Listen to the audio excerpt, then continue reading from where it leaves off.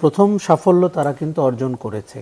এই যে 8টি ইসলামী দল কয়েক মাস একসাথে বসেছে, প্রেস কনফারেন্স করেছে এবং যৌথভাবে সংবাদ সম্মেলন করেছে, এগুলো আমাদের রাজনীতিতে একটি বড় সাফল্য। কেননা আমরা এই যে ইসলামকে ব্যবহার করে বা ইসলামের নামে যারা রাজনীতি করেন তাদের একে অন্যের প্রতি বিদ্বেষ এবং প্রতিহিংসাও আমরা দেখেছি অতীতে।